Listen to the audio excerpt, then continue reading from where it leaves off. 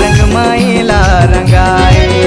तोर माया माँ भैया मोहाए वो भौजी कारंग माएला रंगाए।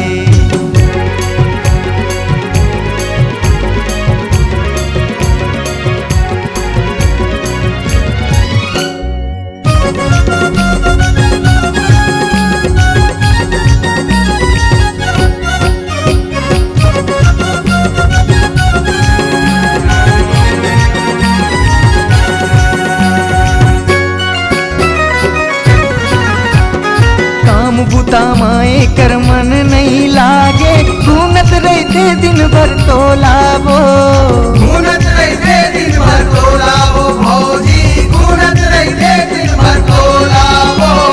एक नजर तोला देखे बर वो भौजी, तरसत रहते कर चोलावो, तरसत रहते कर चोलावो भौजी, तरसत रहते कर चोलावो। तोर पर आनी बानी सपना सजाए वो भौजी कारंग माएला रंगाए। तोर माया माँ भैया मोहाए वो भौजी कारंग माएला रंगाए।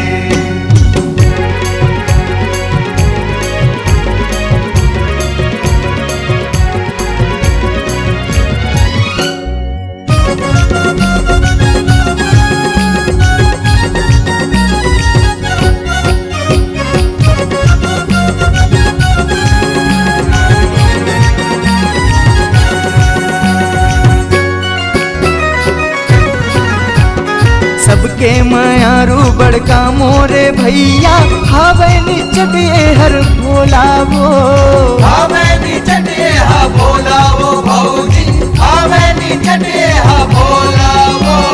कबू तोरे आँखी माँ सूझन आवे, अदका माया करते तोलावो, अदका माया करते तोलावो भौजी, अदका माया करते तोलावो। तोला छिन भर घालो नहीं भुलाए वो भौजी कारंग माएला रंगाए।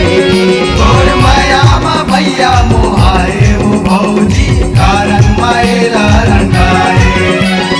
कारंग माएला रंगाए वो भौजी कारंग माएला रंगाए। कारंग माएला रंगाए वो भौजी कारंग माएला रंगाए। तोर माया माँ भैया मोहाए वो भौजी कारंग माएला रंगाए।